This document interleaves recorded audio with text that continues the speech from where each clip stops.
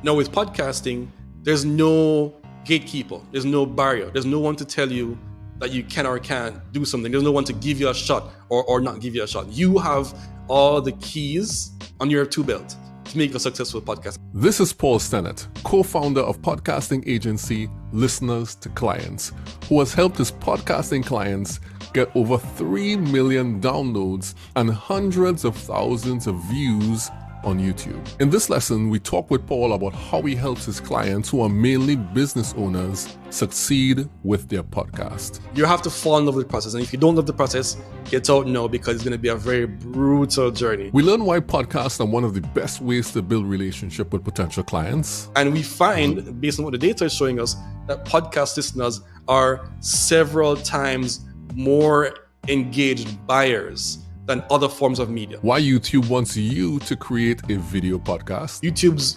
main goal is to get people to spend time on their platform. And if your podcast gets people to spend 2 hours or 3 hours or 1 hour on their platform, your podcast is going to get all the views from YouTube. Why it's important to test and prove your podcasting tactics before you implement. It's easier to sell when you know what you're selling actually works for somebody. I'm not the kind of fake it till you make it kind of person. I want to have a conviction that comes from, I've done something and it works. And he shared something that made me say this. You just described like the most difficult thing to do. Let's make useful content.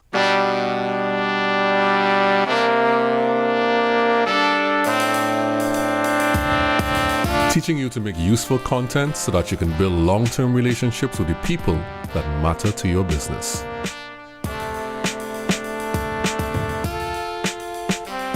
Hello and welcome to the Useful Content Podcast. And today we have a new teacher in our Useful Content classroom, Paul Stennett. Hi, Paul. Hey, Juma, what's up? I'm good, man. It's good to have you on today. And, I've been trying to get more people from the Caribbean on the podcast, and it's an honor to have someone like you who is a podcaster himself, and not just for yourself, but for other people. So, Paul, could you share with the people what you do and how you help your clients make useful content? Yeah, so I am a podcaster and I help my clients who are business owners to create podcasts that benefit their business, meaning, they're getting their message out there, they're getting the reach with that. And they're also getting clients in the back end from them talking about their business, building a relationship with their listeners, and then selling them products and services on the back end. So you are taking over what part of the process exactly? The entire thing? Or do you help people who already have podcasts? Yeah, so I mainly work with people who have podcasts. We do launch podcasts, but primarily work with people who have podcasts. Usually customers come to us who have been struggling with their podcast in the past. They haven't been getting the views, or maybe the views are not converting into clients. And so we usually take them at that point, and we do everything from, concepts to all the post-production to all the promotion and publishing across like social media, getting them like viral clips for TikTok, Instagram Reels, etc. So really kind of like the full gamut from like start to finish of our podcast episode. And so that means you're actually involved in producing other pieces of content as well, like short form content. Yeah, short form content, full length blog posts, videos for YouTube, also the audio that goes on Spotify, etc. Everything. So really, it's a lot. We do a lot for them. When I think about podcasts these days, initially in my brain, I had podcasts as audio. My business partner and I, when we wanted to start our podcast, which is in the process, by the way, is not this one. We were both thinking, we were having a discussion and we were both saying the same word, but it meant different things. To him, it meant by default video. To me, it meant by default audio.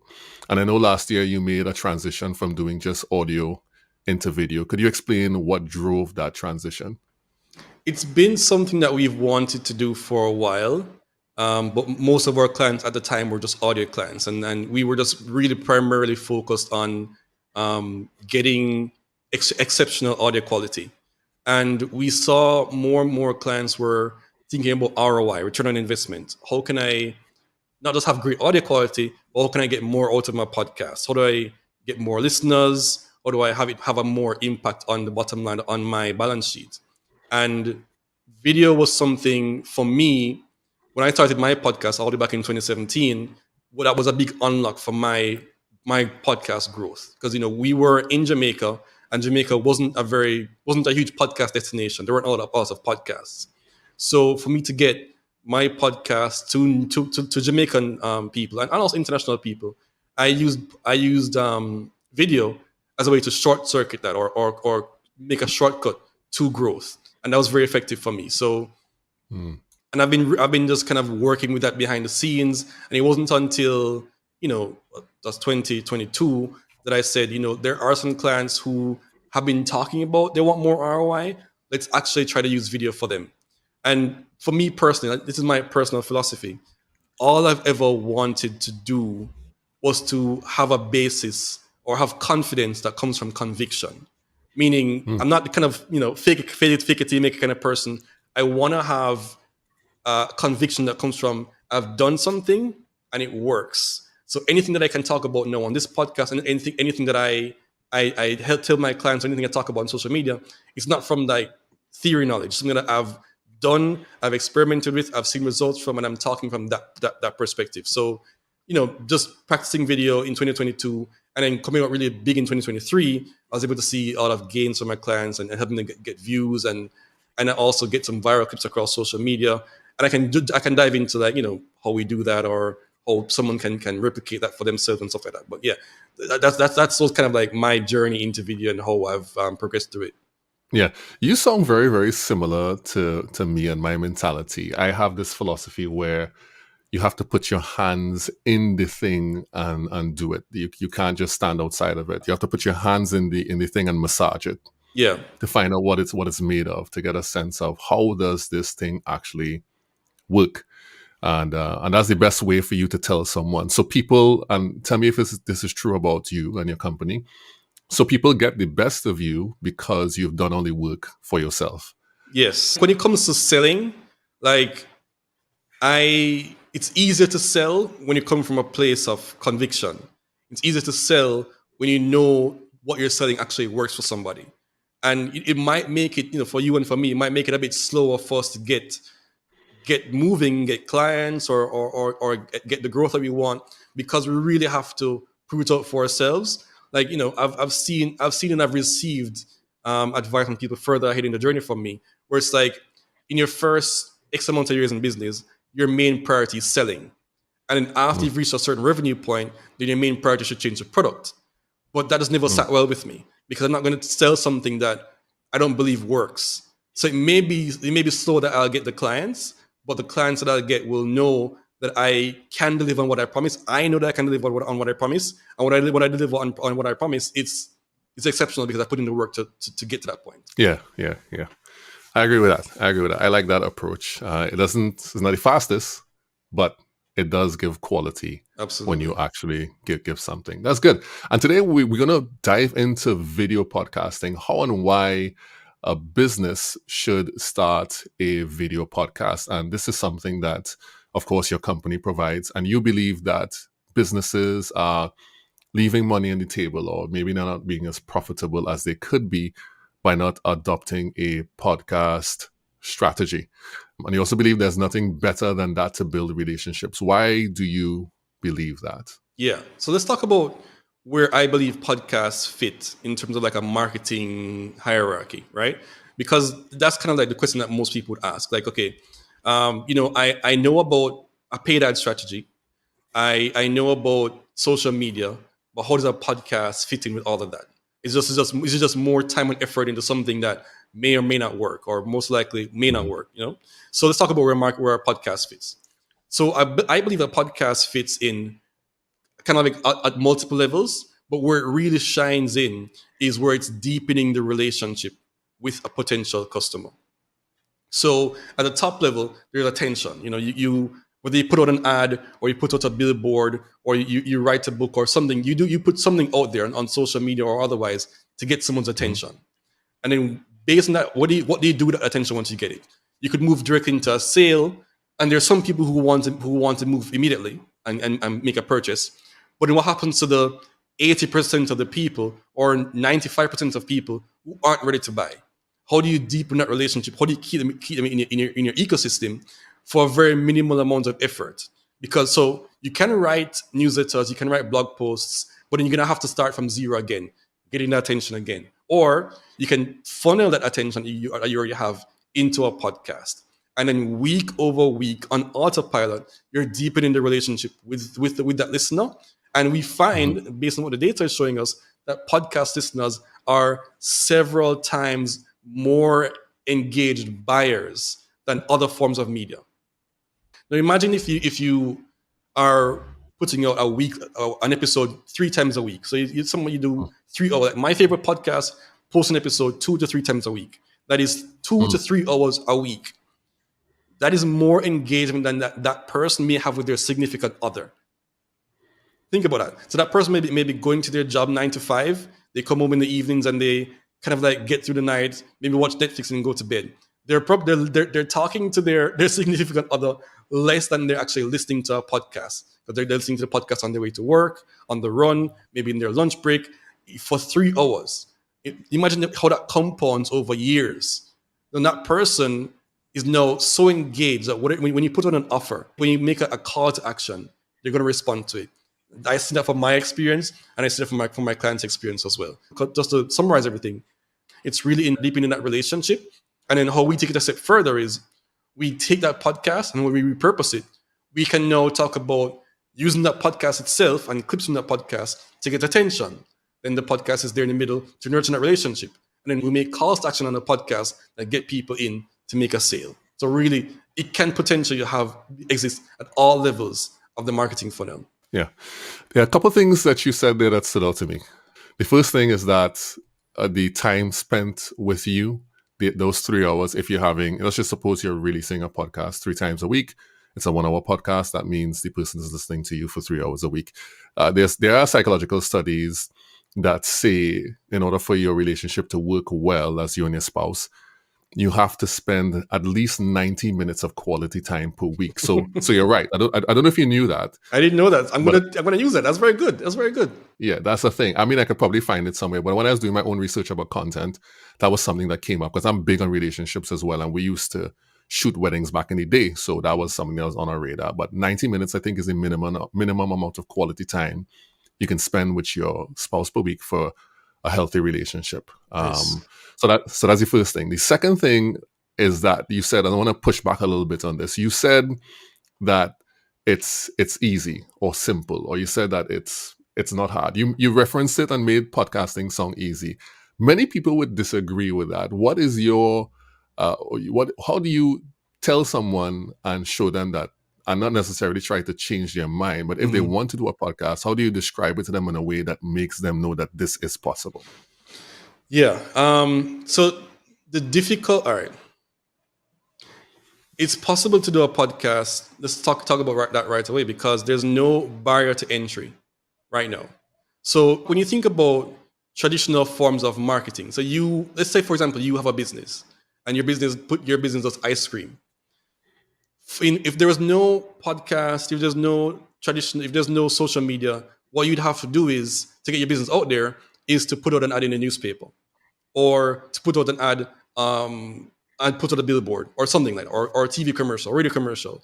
Those are done by, if 10 people are competing for that ad slot, the price is going to be increased significantly. That might price you out of the opportunity to put your ad out there, to get your business visible. Mm-hmm. You just can't afford it, and your new business, you just can't afford it. Now with social media, now with podcasting, there's no gatekeeper, there's no barrier, there's no one to tell you that you can or can't do something. There's no one to give you a shot or not give you a shot. You have all the keys on your tool belt to make a successful podcast. And even now today, and even with video, it's even more possible to get found, to get seen, because algorithms are just giving out engagement, they're just giving out views. And so the difficulty is in, can you identify who you're talking to? And can you talk to them in a way that's engaging to them, that makes them want to listen to you more. It makes them want to resonate, and then that makes them want to buy. So those two things I think are the most difficult parts. Everything else is highly figure outable. All right, I get you. So you're not saying that because people often think about the technical part. Somehow people go to the technical part of things, which is the easiest part to do. And they don't think about, well, who's my ideal customer, and what is the strategy behind this thing, and what do I want to say, what are the pillars behind those things. They don't think about the actual things that move the needle. They think about, oh my god, I don't have a good mic, which you need to have, Yeah. but they don't necessarily go immediately into what are the fundamentals of marketing that I need to apply to this in order for us to get the clients that we want. And I could see why that might be a big challenge for some people, but it's definitely something that can get done. That's what you're saying, yeah? That's what I'm saying. Yeah. All right, so good. So we know podcasts can be done. We know you do that for them. One of the things about podcasts, and I guess particularly video podcasts too, that you talk about is the way in which it could be repurposed endlessly. Now, I am as we say in Trinidad and Tobago, a repurposing bantan, and I'm very big on that. Explain to us why that is an important thing about video podcasts. To record a video is the ultimate unlock because you can use that content so much more. Let's say you're doing audio only.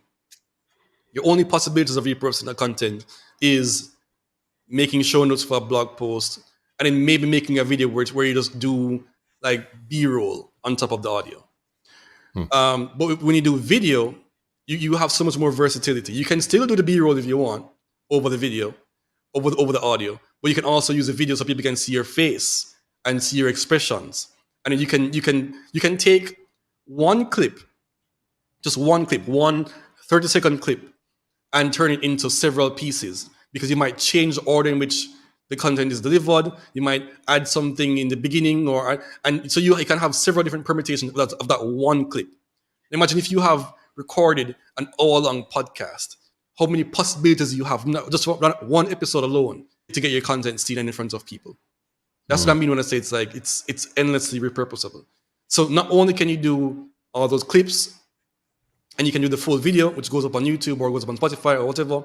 You can then also do, your blog posts, and you can do your audio stuff as well. So they're just constant, several potential avenues to get your stuff seen from people who maybe I'm an audio listener only, or maybe I'm a reader. I can't learn by listening. I can learn by reading, or maybe I'm a visual. I have to see something on YouTube.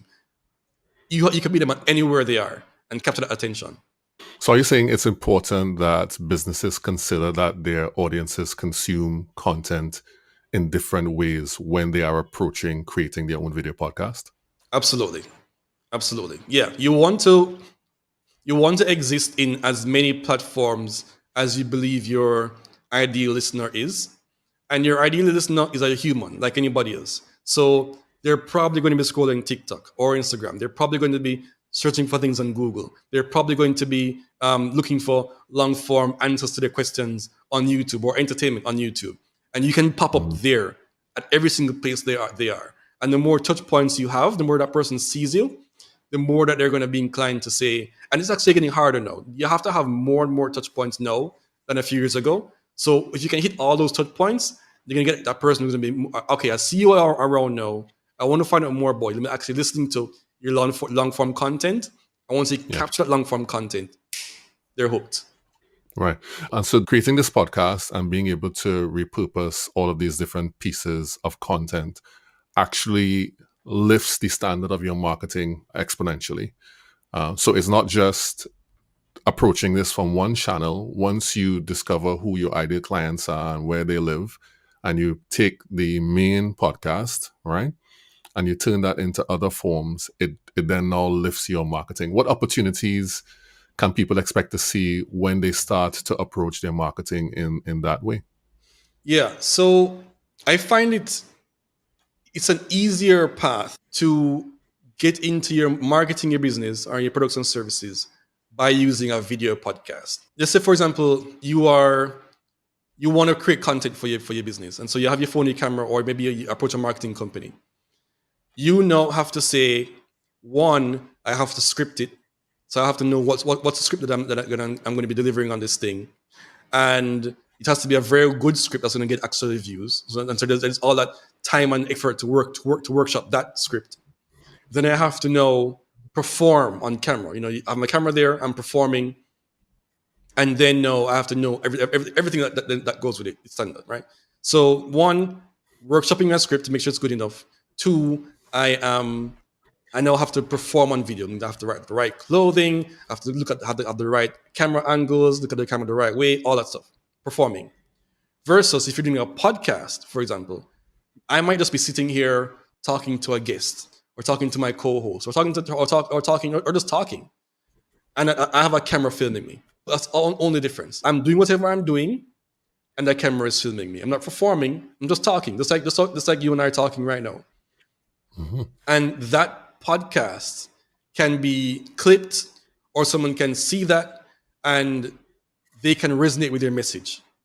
You're not performing or putting anything on. You're not writing a script per se to say I'm going to deliver these lines. You're just having a conversation about your story, your motivations, your values, or I'm just talking to you as we're doing on this podcast, telling you about what I do and why I think it's important, why I think it's relevant in the world.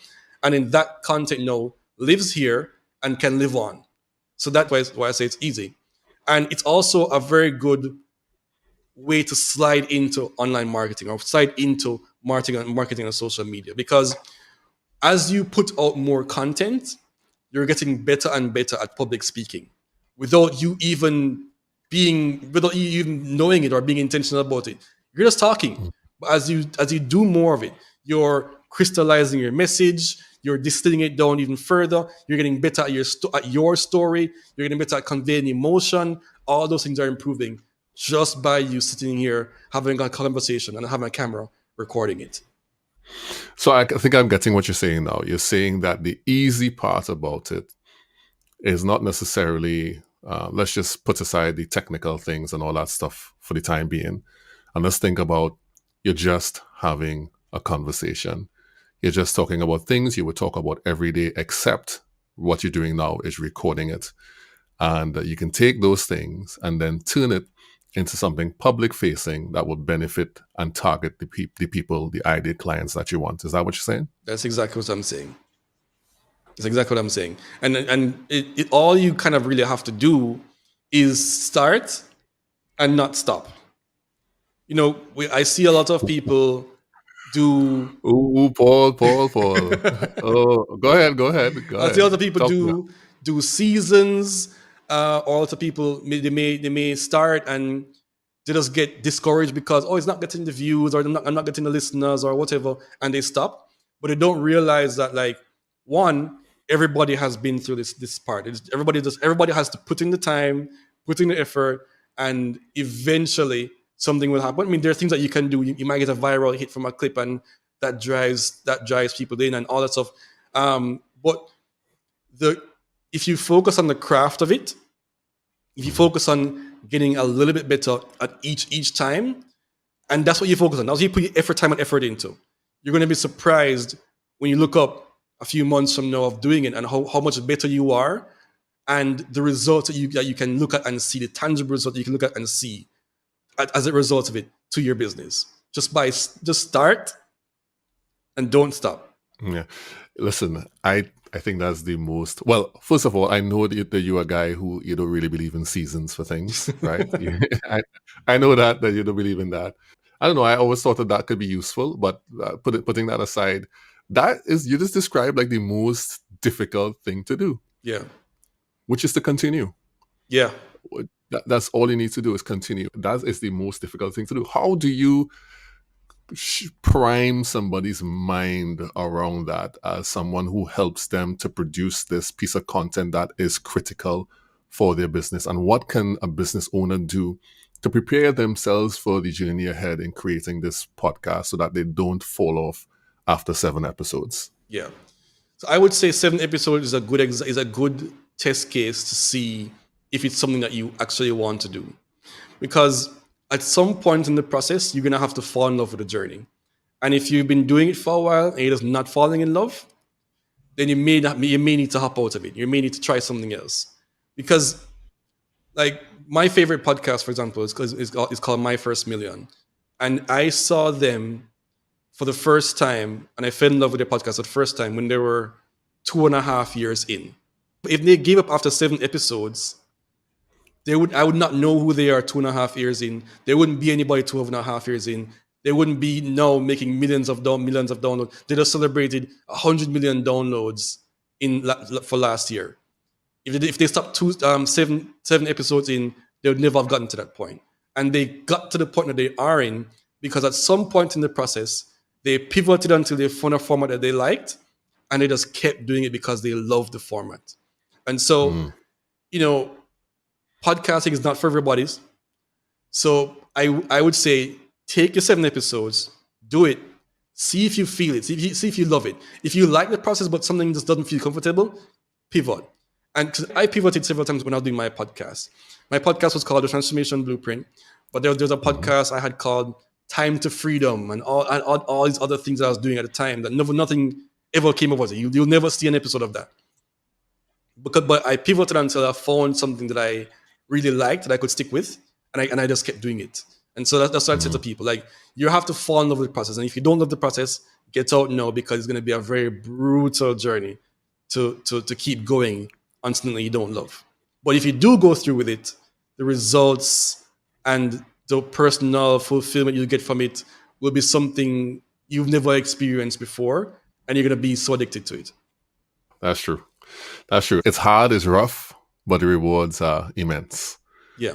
The rewards are immense. And I like that you're scaring away the people who just fly by night. Yeah, yeah. Because I mean, I can tell you, like, for my clients, for them to go somewhere and be identified on the street is not uncommon for them. And for them to be approached by publishers to have a book published, because they have built up an audience of people who love them, is not uncommon. For them to be invited or to be in the same league with people who were their idols in the business coming up is not uncommon to them. For people who can say to them, I was randomly on a webinar about someone talking about here's how to make a successful podcast or whatever, and she was like, these are the top people in my niche in the podcast space, and one of the people that she's mentioning was my client. It's just like, that's something that you can experience, but just through the process of like falling in love with it and keeping going, iterating each time, getting better at it, and having a strong team, and putting a lot of effort into the work that you're doing. Yeah, very important. That's good. That's good. That's good encouragement for people who are thinking about starting and haven't just kind of crossed over the line as yet. Maybe this might be their clarion call to do something about it. And that's a good segue because I wanna kind of focus on one thing that you said, and in our discussions before, you pointed this out, that now is the time to start because saturation is coming. Mm-hmm. Why do you think that saturation is coming, and why should someone start now? Yeah. So the podcast. So why I say saturation is coming? Like, this is the best time to do it, because literally last year, just literally last year, is when YouTube rolled out podcasting on their platform. Literally last year, like, this is the starting point for a lot of podcasters. And right now, the market has a lot of celebrities on the space, and people, and like, celebrities, influencers are taking it seriously. But soon, business people are gonna be starting to take advantage of it, and we're seeing that now. So you really now is really the best time to get onto the platform, make your mistakes, find your audience, and build your moat around your work. Just have that, but time and attention in the market.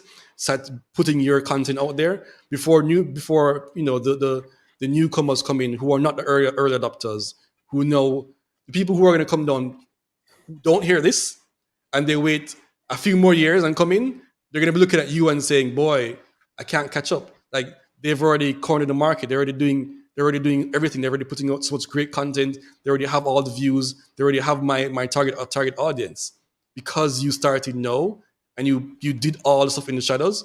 to make all the mistakes and then come out in public much larger and with an audience ready to listen to your message. So you mentioned YouTube. Can we talk about YouTube a little bit? I know you started doing video podcasts last year, and I suspect that your main platform for video podcasts is YouTube. Yeah. Okay, great. So maybe we could talk about YouTube a little bit because I'm curious to find out about how this works. So I know YouTube, well, Google, the company, maybe Alphabet, I don't know how high up they go. They are sunsetting, or maybe they have sunsetted Google Podcasts. Is that true? That's true. Yeah. Okay, so does that mean they'll not be adding any more new podcasts to the platform?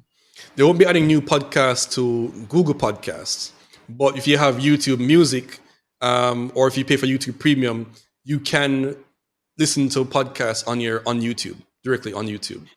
But that's separate and apart from you being able to just watch podcasts on YouTube. And why I think YouTube is going to be a game changer for podcasts online, and what we're seeing today is all the things that you get with YouTube currently apply to podcasts now.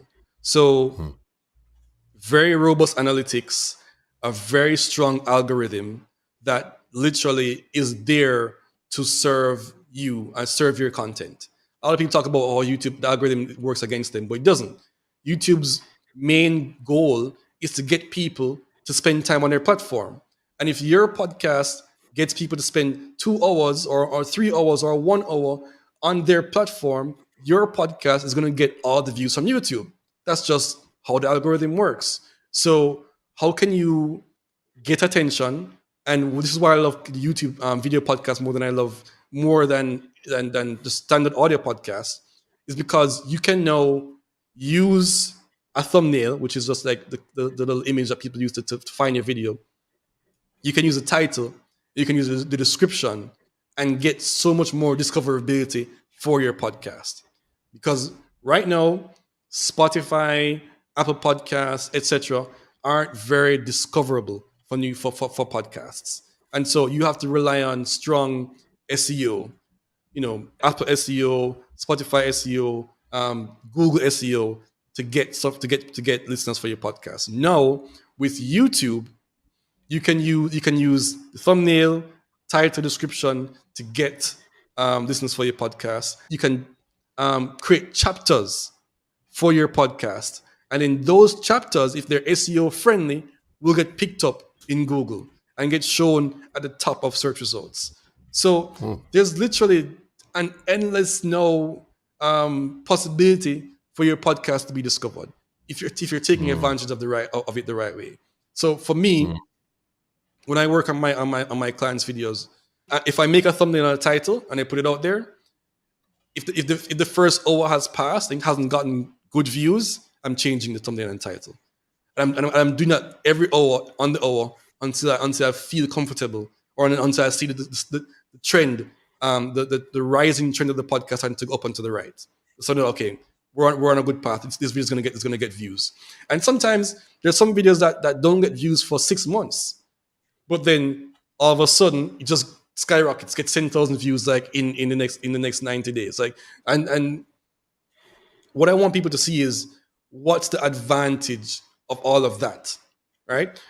When someone watches your video and they love what you're doing and they have the description down the bottom and they scroll down and see, hey, come to my free masterclass or get my book or get this freebie that I have for you, they now click that and they enter your funnel. And the better you are at making content, the more likely you'll have people to respond to that call to action and becoming clients. That is the end game. That is why I do all that I do. I'm focusing on views, but at the end of the day, the views drives the calls to action, which drives the purchases. And that's that's where I think all the greatness is. So you take that video, take the audio, put it on Spotify, Apple, everything. You put the video on YouTube, create title and thumbnail, add chapters, then make clips for that video and put it on Instagram, put it on LinkedIn, put it on TikTok, everywhere. And it all works. That one video all works as an ecosystem. And then you take that video again, you embed it onto your website. You add your show notes for your blog post show notes. I know you have Google working for you. You have YouTube working for you. You have Instagram working for you. TikTok working for you. Your website, Spotify, Apple, like LinkedIn, all working for you. And Right. we're experimenting with Twitter as well, but we don't have anything to share yet. We're still experimenting. I don't have any confidence and conviction about Twitter yet, but it's coming. Oh, that's good. That's a really good synopsis and breakdown of how you can do much more if you approach it not just from, let me just put it one place, but let me take this core piece of content and then use it across all these relevant marketing channels. But start in video, and particularly for you, it start on YouTube, because that is the place for video podcasts right now. Yeah. I have a question. Do you have to do anything special when it comes to that, or is a podcast video just like a regular YouTube video? You can create now a podcast on YouTube. And there's a whole section for it. And then you can add videos. It basically creates a playlist on YouTube. And then you add the videos as you create them to that podcast playlist. But it's tagged as a podcast. So there's a whole section now called youtube.com/podcasts, which only shows podcasts. And so, if you're logged in, if you're a member of that target audience, YouTube's going to serve that content to you. So if you go to podcast and you're into that type of content, you're going to see the podcasts that are being created by the people who want to reach you. That's good. That's excellent. So we have to remember to put it in that section if we wanted to get recognized as an actual podcast. That's right. That's good information, because from what you described earlier, it seems that some of the ways in which you treat with a podcast is very similar to a regular YouTube video. Like, for example, you were describing using the like testing thumbnails and testing titles until it hits, and that's something that any seasoned YouTuber would do. They would test thumbnails, they'll A/B test them and see which one picks up. And then when it starts to pick up, they say, okay, well, that's probably the one. And so you'll often see, if you look at a video that's just released, you'd see one thumbnail and maybe you'll come back in 15 minutes and there's a different thumbnail. But you're saying, put it in the podcast section, but treat it like a YouTube video and you should get results. That's right. And it creates this feedback loop. So why analytics is so powerful, it creates this feedback loop. Because now, you say you found a winning format for your video, it's going out, there's getting tens of thousands of views. You can now take that title and update Spotify. And now Spotify is going to get more downloads, because now people are now resonating with that title more because of how well it did on YouTube. It creates a good feedback loop as well. Right. Excellent. That's good. That's good stuff. I'm so happy about how you framed everything, moving us from why a business should have a podcast all the way down to the nitty-gritty details of video podcasting and how that applies to YouTube. Are there any final things that you would love to share with the people in terms of getting their video podcast up and running? Yeah. So look at what other people are doing in the space. So you want to identify, one, who's in your space and performing at a high level, meaning that they're getting views, they're getting subscribers. What are they doing? How are they creating thumbnails for their videos? And use that as inspiration. You can also take a look at search. Like, say, for example, you do an episode about changing wheel bearings on your bicycle or something. You can do a search on YouTube and see what comes up and use the top results, the ones that get the most views, as inspiration for your thumbnails as well. When you're just starting out, you're gonna be playing a different game from the people who are currently champions. So you look at like Diary of a CEO by Stephen Bartlett, or Joe Rogan podcast, or Human Lab. They can just put their faces on the thumbnail and it's gonna get views. You don't have the same luxury, because no one's gonna click on your face in the thumbnail because they don't know anything about you. So you have to play a different game starting out. You want one thing that we've tested out and we found out what works. We look at retention graphs, and we found that your first 30 seconds really impacts how long people watch the video. If you can get people through your first 30 seconds, they're going to watch your video for much longer than if you didn't give them something that grabs their attention in the first 30 seconds. So really think about, can you do a clip from the podcast itself, that captures an engaging moment? Can you put that at the beginning so that they watch that, be like, okay, now I want to know what the show is about. That's something that we've tested and we've found. So hit your first 30 seconds with a clip or excerpt or intro of some kind. Then you want to hit them with something about your podcast. No more than 3 seconds. Maybe you want to flash your logo up or something, but no more than 3 seconds. And then get into the main content of your episode. Don't do too much preamble and back and forth banter. You can do that. You can keep that for the audio part of the podcast. But for the video part of the podcast, when you're just starting out, you really are competing on value more than personality. There's enough time in the future to deliver on personality. And as people listen, you want to deliver personality. But when you're just starting out, you want to hit them immediately with value. So 30-second clip of an interesting episode or intro, 3-second thing about your show, and then jump into the main content, deliver value right away. And do that for a number of episodes. And you're going to start to see comments come in, and you're going to start to see likes go up. You're going to start to see subscribers go up. Those would be your key lead indicators that you're on the right path. And that's something that you just don't get with audio podcasts. You might see the numbers go up, but you don't see likes, comments, shares, any of that stuff. So we use other tools like YouTube analytics, like Instagram analytics and TikTok and YouTube Shorts analytics to see if we're on the right track. That's great. So thank you so much. Thank you so much, Paul, for sharing with us today how and why businesses should start a video podcast, and for going so much into detail at the end there about how it applies to YouTube and some of the things that they should do. I appreciate it. So people might be interested in getting in contact with you. Could you please share with the people how they can find you online?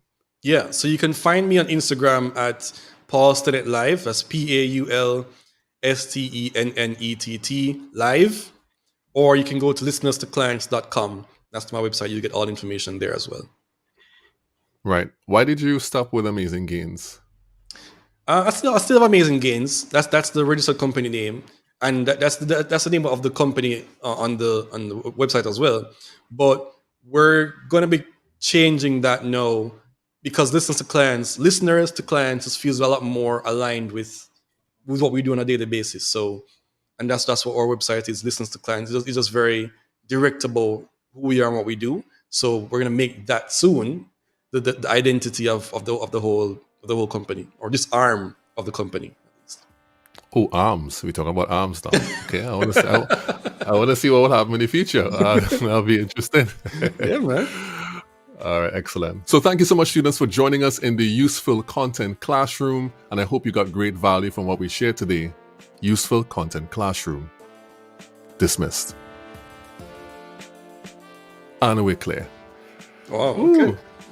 Yeah, something I wanted to mention is that it dawned upon me while we were talking about thumbnails, and I'm saying, hold on, I know they have custom thumbnails now in some of these audio platforms. I could just make one thumbnail and use it across the platforms. They want to use for YouTube, just make a square thumbnail and just do something different and just use it across. Yeah.